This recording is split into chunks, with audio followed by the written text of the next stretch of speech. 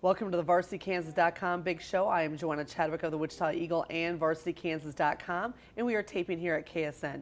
My guest today is Northwest track coach Ron Russell. Coach, thanks for being here. Well, thank you. Enjoy being here. Well, you know, I tell you, we have had so much wind in this area, and I'm imagining that's affected track, but now we're dealing with heat. How are you dealing with that with your team? Just making sure they stay plenty hydrated. We do spend a lot of time with making sure, talking about drinking during the day. You can't really hydrate yourself in an hour, or right before the meet or during the meet. Yeah, it's really a daily process. We encourage them to drink a gallon of water a day and try to get them to that level. And for some kids, that's not a problem. Other kids, it's not an easy thing for them to do. Well, especially when they're drinking pop, which is just siphons off that hydration. Let's talk about your team though, and looking at where you guys are right now, what kind of strides, what kind of progression have you guys made so far?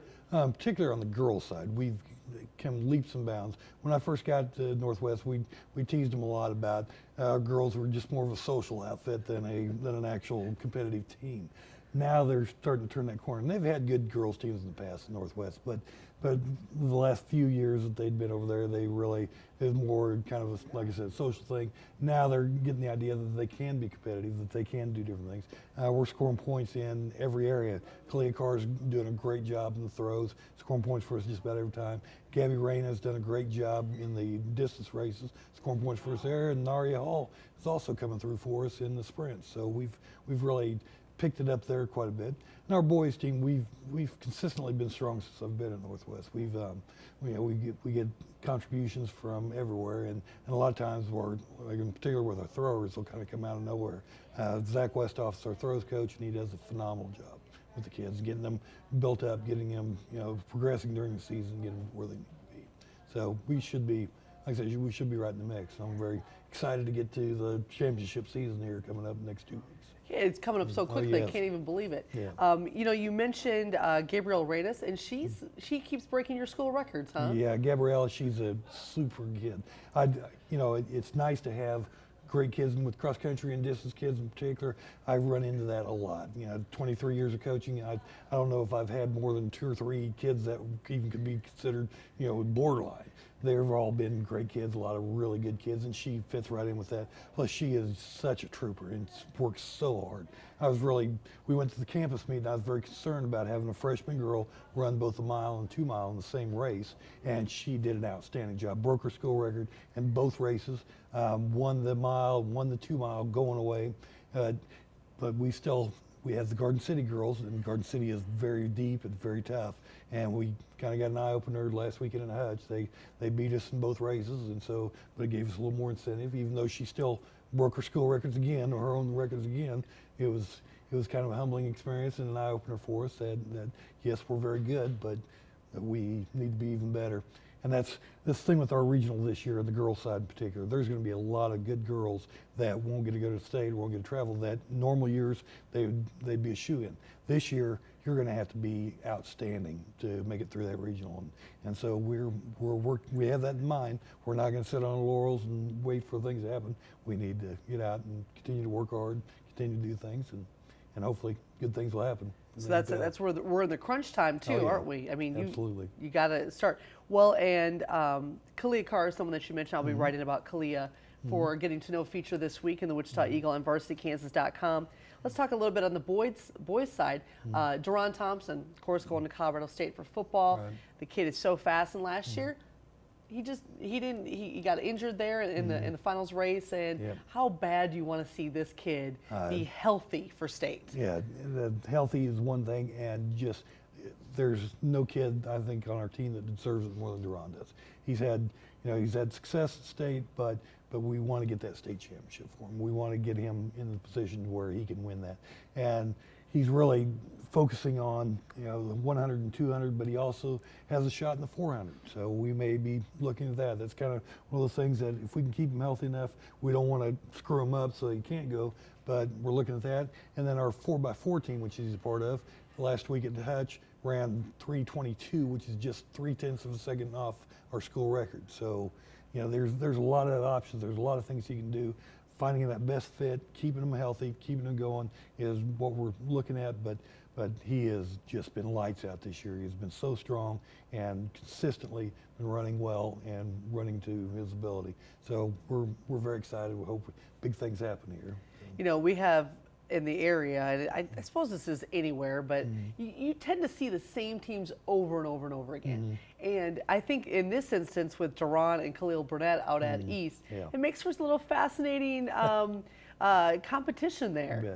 And they're good friends too, which always helps. Like I said, they're very competitive, and you know, to get a good sprinter, typically you have to have that a little bit of an edge, a little bit of an attitude that you don't ever want to lose, and don't ever want to lose to kids in general. But for these two, like I said, they're such good friends and so competitive that they've just built on each other all season long. You know, you see them, you know, they don't like to lose to each other, but before the races, before different things, you can see them hanging around each other, giving each other a little bit of crap, and just, you know, hanging a little bit on. But for the most part, they, like I said, they get along real well. They do real well, and both coaches also get along very well too. That's good. So that helps, yeah. Well, and talk about how it can help you. What are the positives of seeing the same teams and same athletes, and what are the negatives there? That's the biggest positive, is that it saves us money, that we don't have to travel all the time. And that's really the last few years in particular. We've had such a budget crunch in a lot of different places that we're very limited. We'd love to go to KU Relays every year, take a big team up there, compete at that venue, do that things. But we went there 4 or 5 years ago, I believe, and it cost us almost $2,500 to take 10 or 11 kids up, which is just, it got to the point where it's almost cost prohibitive to take a big group up there and take a good, you know, large group. So we have to limit it more to areas around here or teams around here, and so we end up seeing a lot of the same kids. I'd love to see the Kansas City area distance kids in particular, because they are very good. And they've kind of had that edge on us the last few years, and we'd like to go up there. And Coach Pope over at North and Coach Stroud over at East and a couple of the others, we know that, and we want to see those kids. We want to know, you know, we can't be happy with just being the best team around here.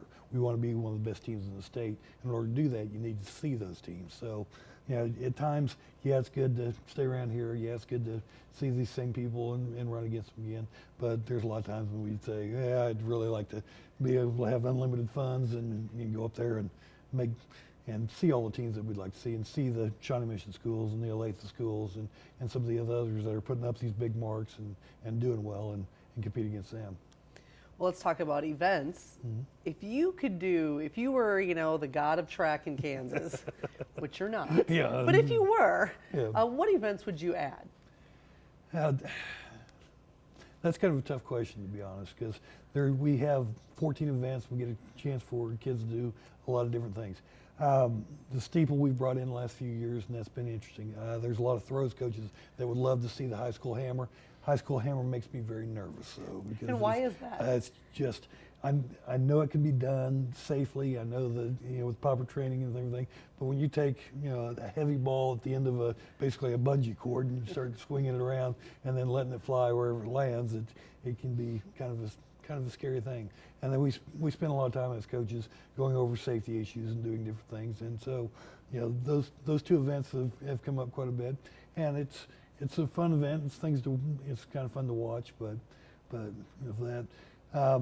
Other than that, maybe the 5K or 10K, but that would bore a lot of people to death. Right. And distance coach, I would love it, but like I said, a lot of people watching them go around the track 25 times, it'd be a little much for a lot of people. So. Well, thank you so much for being here. I really do appreciate it. Good luck to your team as you finish out the season. Thank you. Like I said, you have done a great job of supporting high school athletics here, and we really appreciate it. Thank you, Ron. I appreciate it.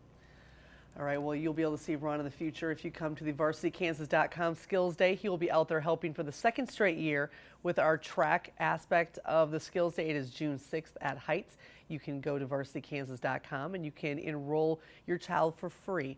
It's first grade through 7th grade for most of the activities. He will also be helping with a new sport, and it was his idea, which I think is outstanding, to add wrestling this year to the Skills Day. So I am really excited about what we're going to be able to do there. All right, well, this week we have regional tennis on Friday and Saturday, mostly just on Saturday. And it was Cape and that swept the City League tennis meet. We are taping here on Monday at VarsityKansas.com. A lot of activities this week, including league tournaments in tennis around the area. Thank you so much for watching the VarsityKansas.com Big Show, and I'll see you next week.